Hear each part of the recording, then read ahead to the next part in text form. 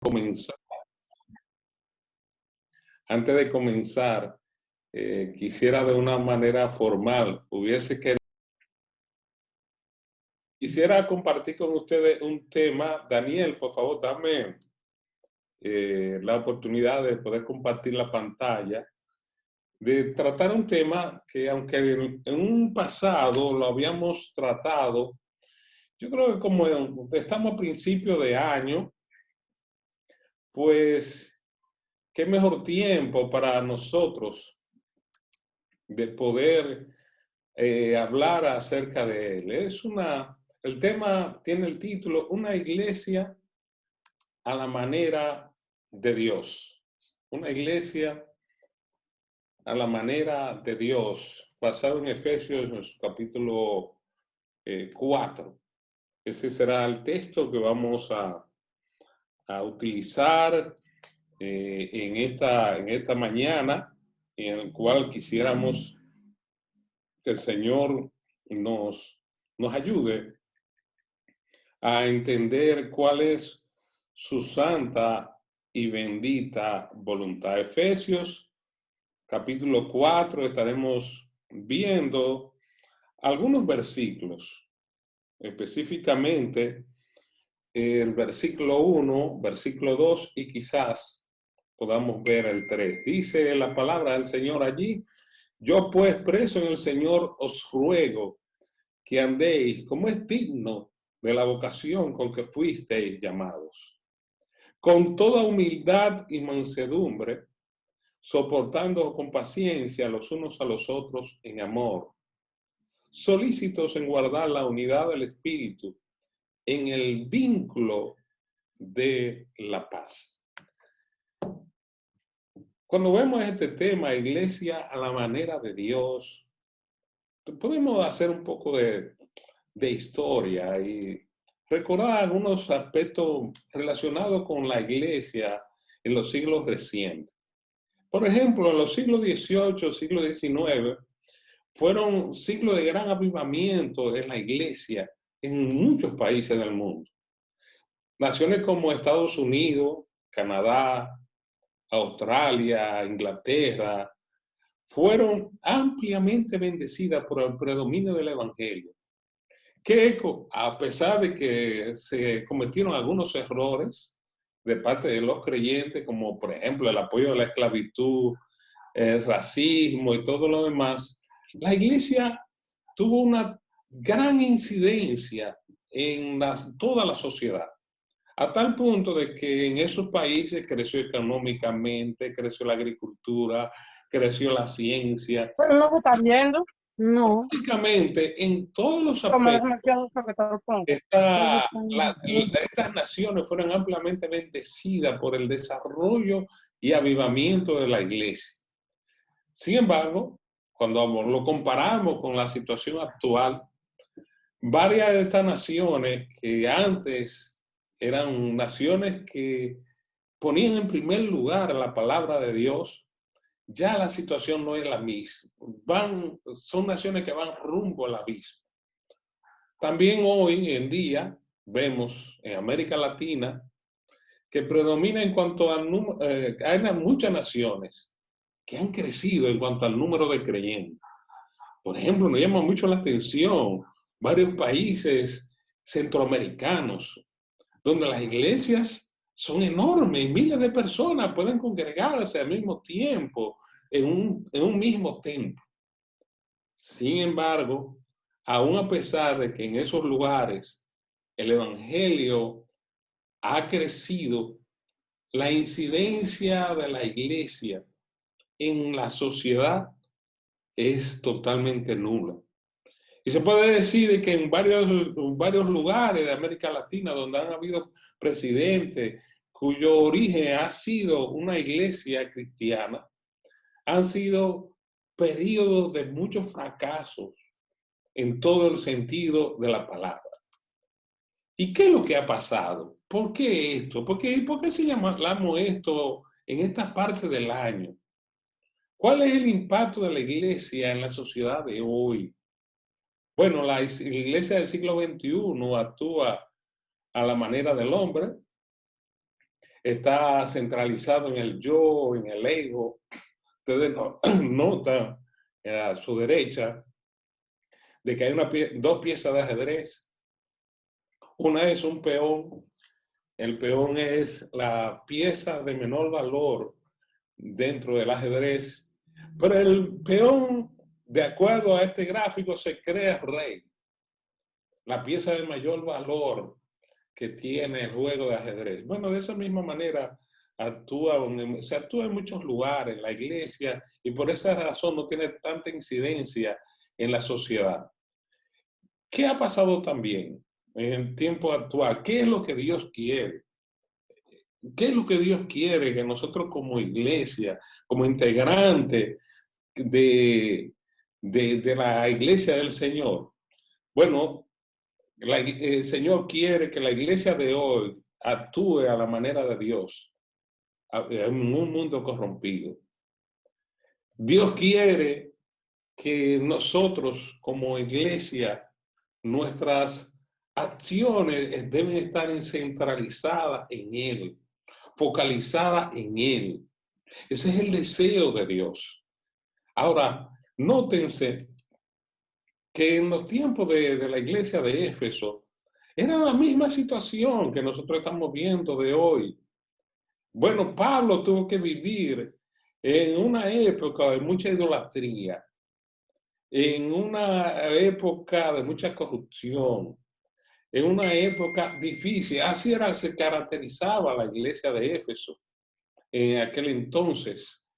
La iglesia no, la ciudad de Éfeso tenía ese gran problema. Sin embargo, Pablo le escribe a los hermanos con el propósito esencial de que a pesar de estar viviendo en un mundo corrompido, cada uno como integrante de la iglesia del Señor debía andar acorde al llamado que Dios le había hecho a cada uno. Nótense, lo podemos ver más adelante, que el llamado del apóstol Pablo a los hermanos de Éfeso es un llamado que encierra varias cosas. En primer lugar, la base de todo este llamado es lo que nosotros como creyentes somos en Cristo. Esta carta tiene una tremenda división. Los primeros 3 capítulos habla de la doctrina de la iglesia, pero el capítulo 4 hasta el 6 nos habla específicamente cómo deben vivir los integrantes de la iglesia. Y la base de todo esto es lo que nosotros somos en Cristo. Nosotros gozamos de grandes privilegios y el mundo necesita ver eso. Ver lo que nosotros somos, no en base a lo que decimos, sino en base a lo que hablamos. Y a pesar de que nosotros estamos viviendo en un mundo totalmente corrompido, donde usted habla y prácticamente la gente no está haciendo mucho caso a lo que decimos, donde se trata de desacreditar a la iglesia, donde se dicen muchas cosas por los medios de comunicación de nosotros, donde se trata de traer descrédito en cualquier acción que nosotros hagamos los creyentes en Cristo. Nosotros debemos vivir acorde a lo que nosotros somos en Cristo.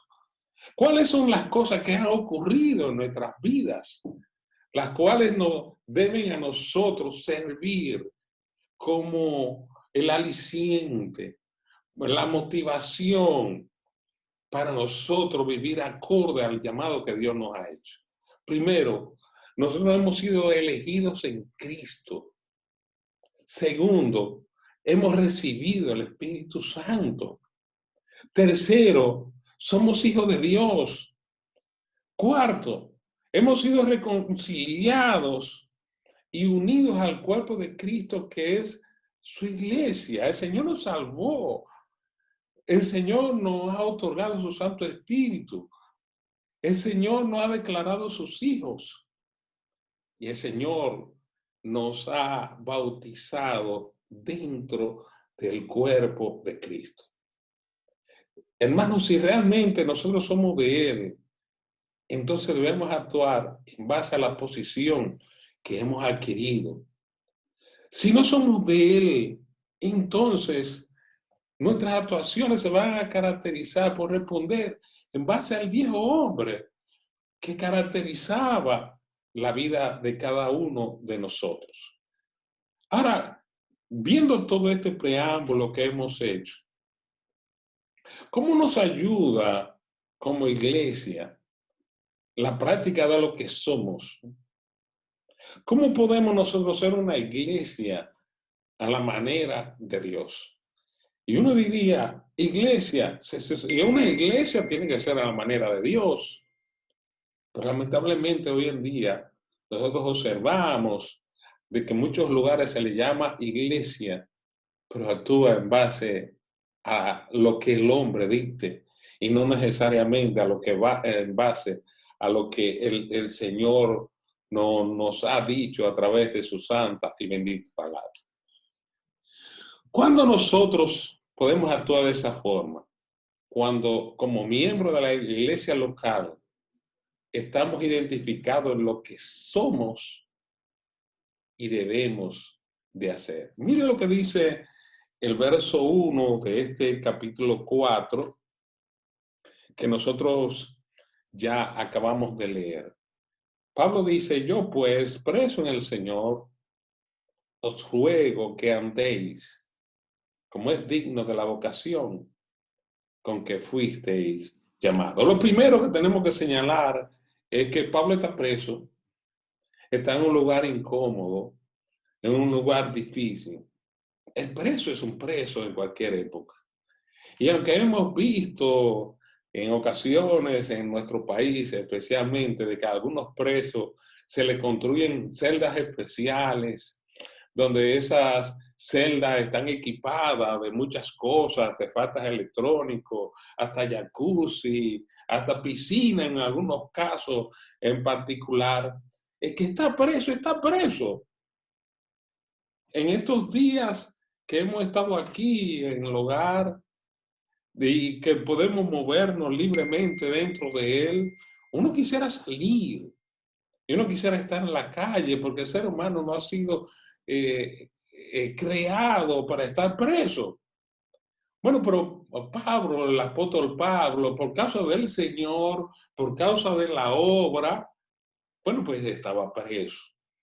Y desde la cárcel, Pablo fue bendecido por el Señor por el hecho de que desde allí pudo escribir varias cartas.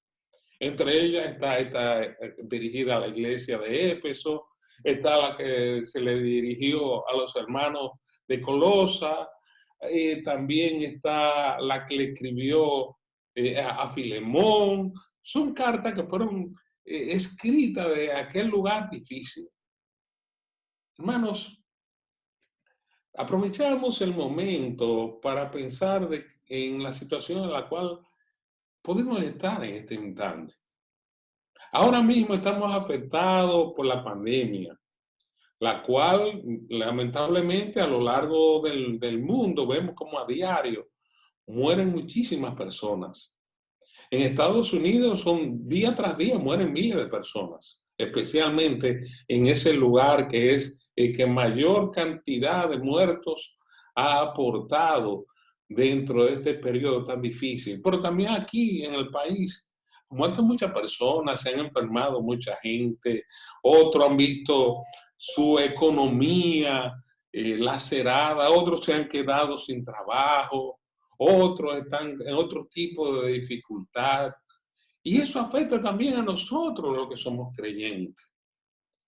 Acuérdense que llueve tanto para el injusto como para el justo. Los problemas que afectan el planeta nos afectan a nosotros también. Ahora, ¿qué actitud debemos tomar?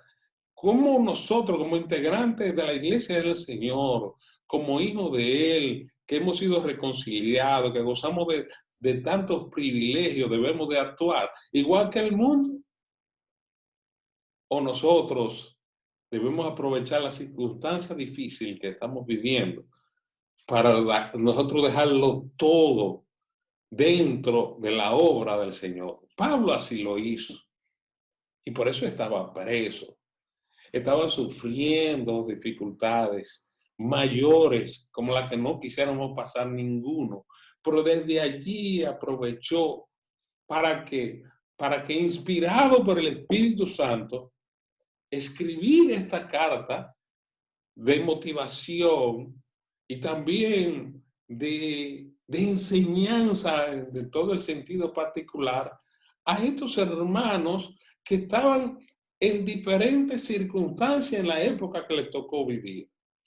Pablo dice: yo pues preso en el Señor, os ruego que andéis como es digno de la vocación con que fuisteis llamados. En otras palabras, Pablo lo que está diciendo: miren, yo estoy preso, pero de aquí donde estoy, les ruego, les pido que su manera de conducirse mientras estemos aquí en la tierra no debe ser totalmente contrario al mundo que nos rodea a todos nosotros. Era muy fácil en la ciudad de Éfeso caer en una situación pecaminosa. Acuérdense del templo de Diana, la diosa de los efesios. Acuérdense del nivel de prostitución que se practicaba en aquel famoso templo. Acuérdense también de las diferentes formas de corrupción que había en aquel sitio. Y Pablo le dice a los hermanos de Éfeso: os ruego que se conduzcan, que anden como es digno de la vocación con el cual fuisteis llamados. Nosotros hoy también por igual, hermano, y nosotros debemos motivarnos a esto, de que a pesar de que pueda haber alguna tremenda dificultad en nuestras vidas, aún a pesar de lo difícil que se ha puesto el tiempo, nosotros debemos andar acorde a lo que el Señor ha puesto en nosotros. ¿Qué es lo que el Señor ha puesto en nosotros? Una vocación, un llamado. Y hermano, cuando hablamos de vocación o vivir como es digno de la vocación o llamamiento que hemos recibido, no estamos refiriendo a un llamado a vivir a un nivel acorde con la posición que tenemos en Cristo. Pero cuando hablamos de vocación, la palabra como tal, podemos definirla como dedicarnos por completo al llamado que se tiene o la inclinación o inspiración que sentimos procedente de Dios para dedicarlo a una forma de vida o de un trabajo. Cuando vemos esa palabra vocación, podemos ver algunos ejemplos.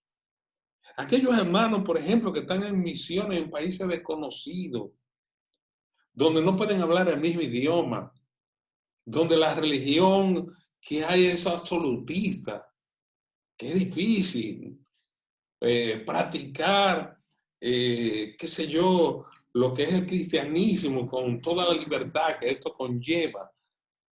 Nosotros decimos, ¿qué lo motiva a ellos a padecer tanto? Recuerda nuestro hermano David Ray. David Ray fue un joven, bueno, era joven, ya no lo es tanto, de canadiense que estuvo entre nosotros a finales de los años 80 y principios de los 90. Se fue a Marruecos. Marruecos es un país musulmán. Allí, por medio de una librería, comenzó a predicar en secreto la palabra del Señor. Hasta que un día, años después, el gobierno de Marruecos decidió, le dijo lo siguiente: usted tiene demasiado tiempo viviendo en este país. Usted se va a ir para su país. Bueno, nuestro hermano se opuso a esto. Sin embargo, fue llevado a la fuerza a un avión allí dormido, y cuando despertó ya estaba en Canadá. Esos países así son países difíciles. Y en lugares así tenemos hermanos dedicados a la predicación de la palabra del Señor. ¿Qué lo motiva? Por la vocación que el Señor le ha dado, el llamado que han tenido. Pero pensamos en términos seculares y pensamos en los militares. ¿Por qué los militares hacen tantos ejercicios? ¿Por qué corren tanto? ¿Por qué sufren tantas humillaciones en medio de su entrenamiento? ¿Por qué razón pasan hambre? ¿Por qué razón son entrenados en diferentes áreas de una manera tan rigurosa? Y los militares no abandonan, muchos de ellos, el tipo de trabajo que han elegido tener. Es porque han sido llamados, se sienten totalmente identificados con esto. Pero también pensamos en los atletas, los cuales tienen entrenamientos difíciles. Hay deportes como el béisbol, que muchos otros países del mundo no lo conocen y creen que el béisbol es un deporte sencillo, pero tiene un entrenamiento quizás de lo más riguroso de todos los deportes. Un lanzador de béisbol debe correr desde las 10 de la mañana hasta las 2 de la tarde en muchas ocasiones, 4 horas en su entrenamiento. Y la motivación básica es que se siente totalmente identificado con lo que hace. Hermanos, la identificación e interés a la vocación de la vida cristiana debe ser la respuesta natural de nosotros como creyentes al Señor. Cuando nosotros nos sentimos motivados o llamados o obedecer al llamado, a la vocación con el que el Señor nos ha dado, es porque amamos a Dios, no es por otra razón. Y mi hermano, en este momento que cualquiera de nosotros puede fallecer ante la dificultad de este mundo, aprovechamos la ocasión para decirte, mi hermano, allí donde tú estás, en medio de la dificultad, en medio del dolor, en medio del sufrimiento que tú puedes estar padeciendo, motívate a obedecer y trabajar en la obra del Señor. Pablo le dice a los hermanos de Corintios, en su último capítulo, primero a los Corintios, que nosotros no desmayemos, porque nuestro trabajo en el Señor no es en vano, es para Dios que trabajamos. Y trabajamos para Dios en cualquier área. Cuando estamos en los empleos, trabajamos para Dios, ya eso lo hemos dicho muchas veces. Cuando estamos en las calles, caminamos para Dios. Cuando estamos en cualquier sitio, lo hacemos con el deseo de agradar a Dios. Por esa razón, así como el pelotero se identifica con su deporte, el futbolista lo hace, el militar también. Nosotros como cristianos, nuestra respuesta y nuestra motivación en el mundo en el cual nosotros nos encontramos debe de ser nuestro Señor Jesucristo. El llamado que Él ha hecho en nuestras vidas. ¿Recuerdan los hermanos cuando estaban en Antioquía? Que salieron de ahí y prácticamente invadieron toda Europa con el Evangelio. ¿Qué motivó a Pablo a salir de aquel lugar y predicar el Evangelio prácticamente por todo el mar Mediterráneo, sin los medios que hoy nosotros tenemos? La motivación fue nuestro Señor y Salvador Jesucristo. Hermanos, en este tiempo en el cual estamos, nosotros debemos motivarnos a cumplir con nuestro llamado, con nuestra vocación, la de ser cristiano. ¿Se imaginan si cada uno de nosotros estamos atendiendo correctamente el llamado de Dios?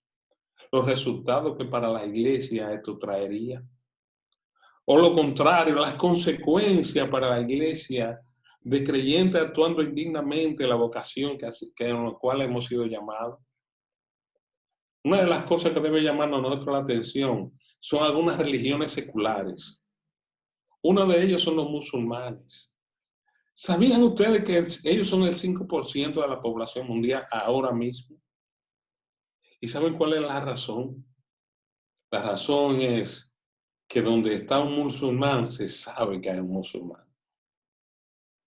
Ellos atienden a su secta como tal. Una secta que está llevando millones de almas al infierno.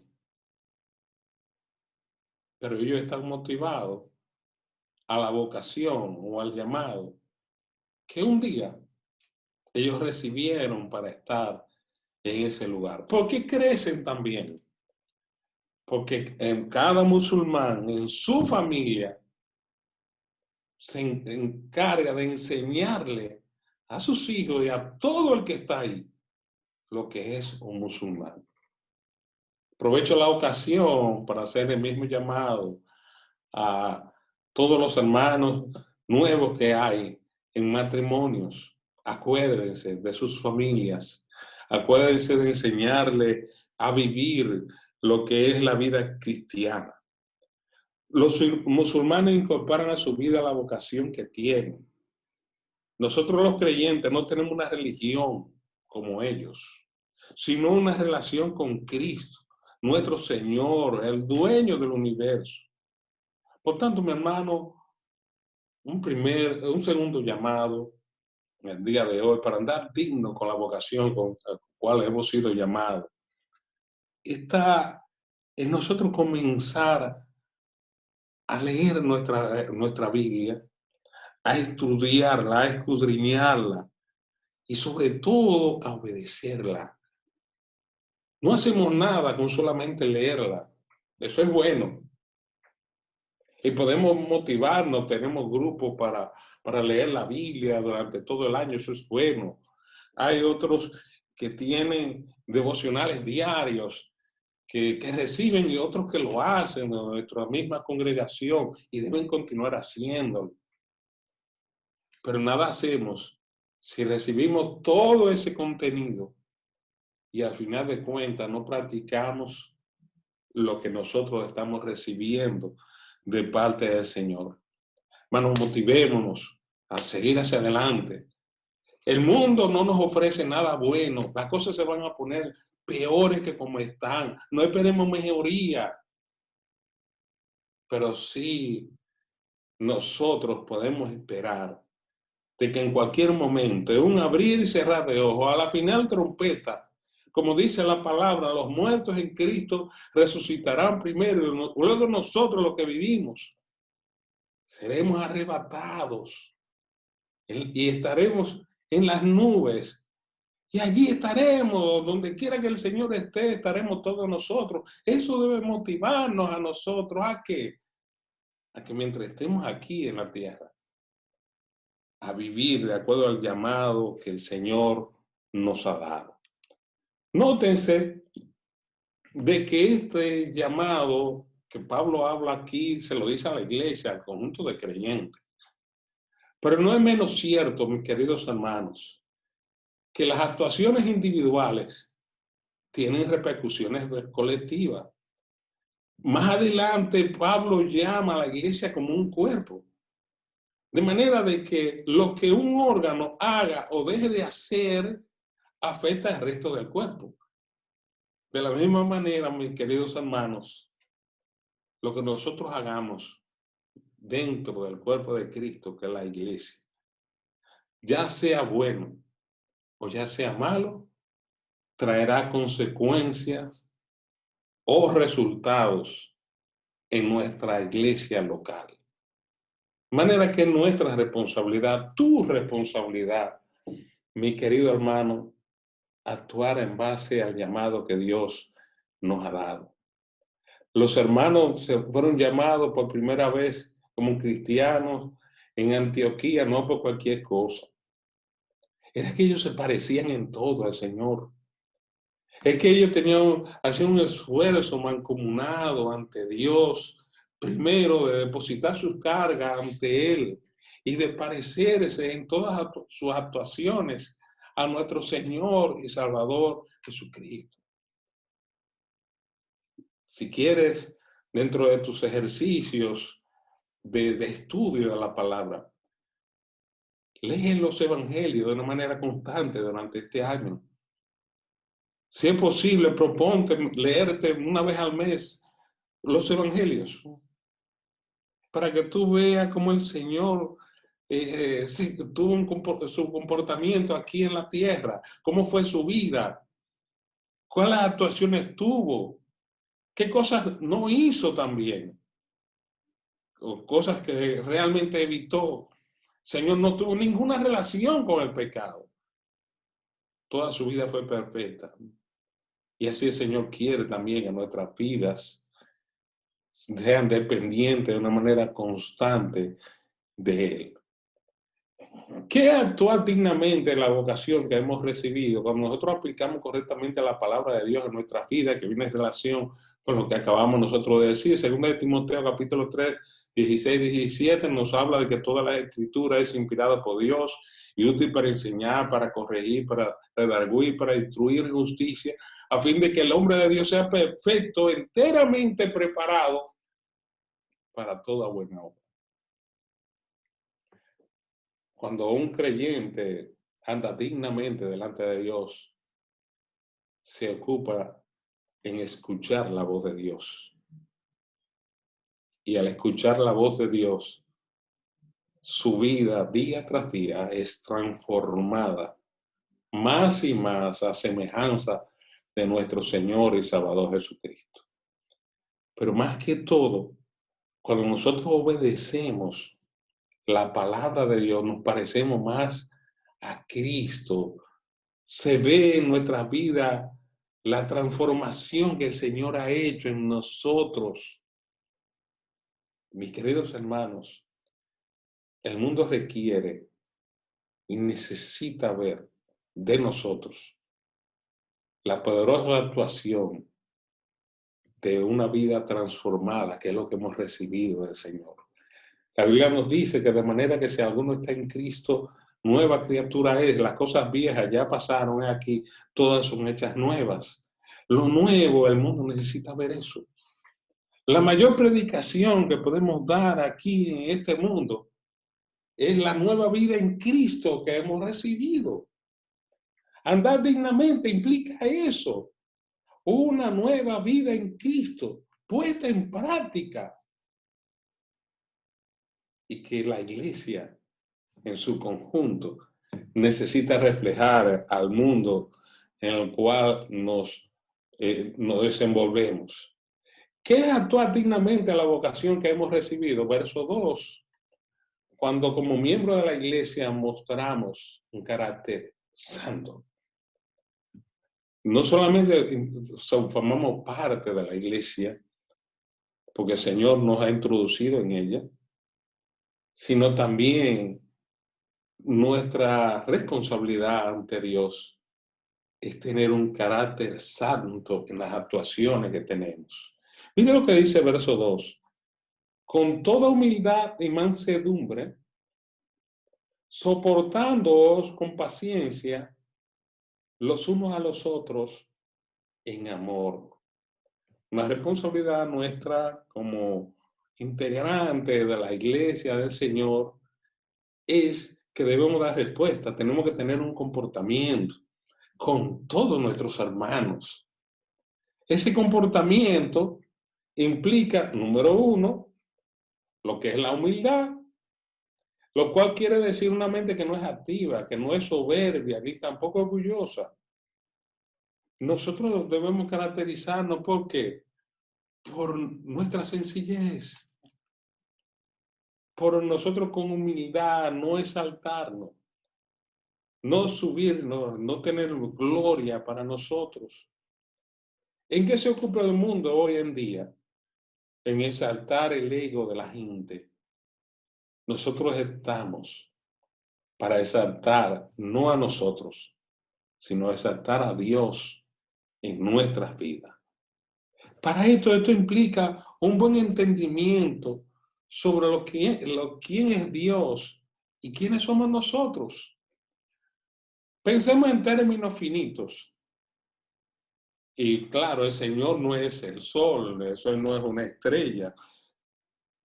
Los cielos no pueden contener la gloria de Dios, eso lo sabemos. Pero piensa en el tamaño del sol y el tamaño de nosotros.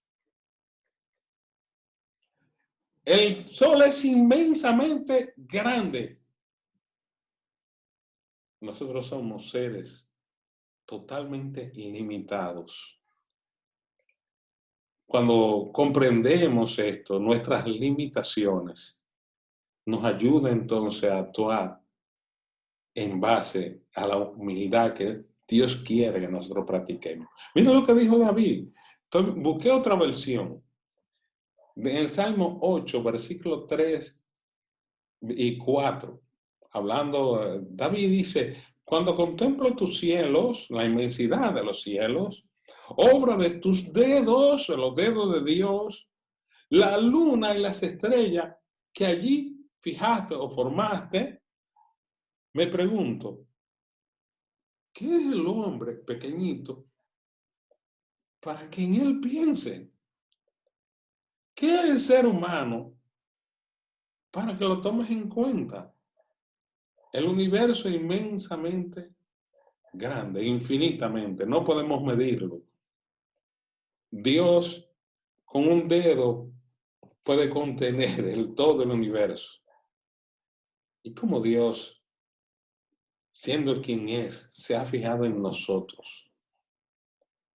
Como muchas veces que nosotros queremos estar por encima de Dios con nuestras actuaciones. No, mi hermano, el Señor aquí en este texto nos está mandando a nosotros a que nos acordemos quiénes somos, que el único que es inmensamente grande, todopoderoso, todo omnisciente es Él. Y que toda la gloria la debemos dar a Él. Nosotros debemos actuar en base a lo que somos. Criaturas finitas, pequeñísimas e insignificantes que por la gracia de Dios hemos sido salvados. Dentro de nuestras actuaciones no solamente debemos actuar con humildad, sino que debemos ser mansos. Y la mansedumbre tiene que ver con una disposición a cumplir con la voluntad de Dios. No importa cuál sea el costo. La mansedumbre consiste en inclinarse ante la voluntad de Dios, lo que practicaba Moisés en el Antiguo Testamento. Él estaba dispuesto a cumplir la voluntad de Dios, sucediera lo que sucediera. Dios daba una instrucción. Bueno, como fue Dios que la dijo, pues Él la hacía.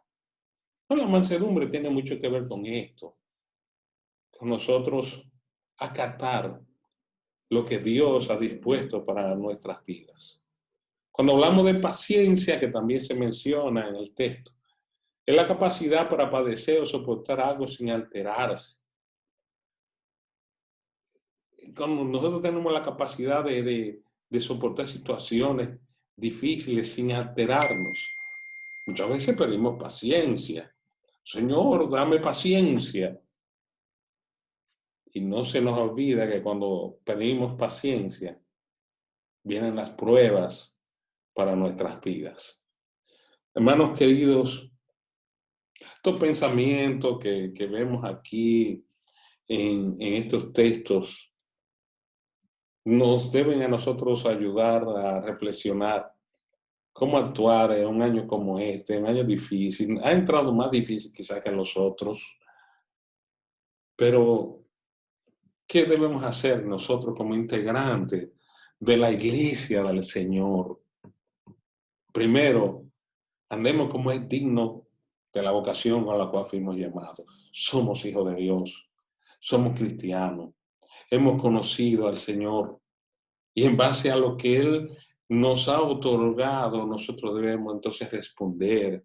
A pesar de que el mundo esté día tras día en conflicto, día tras día veamos pleitos, veamos dificultades de diferentes tipos, nuestras actuaciones deben de ser en base al llamado que Dios nos ha dado.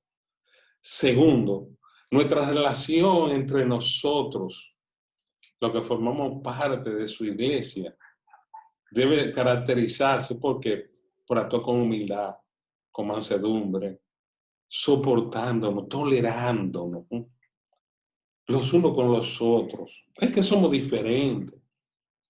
Aún a pesar de que hemos nacido de nuevo, de que somos hijos de Dios, debemos reconocer también que somos diferentes el uno del otro.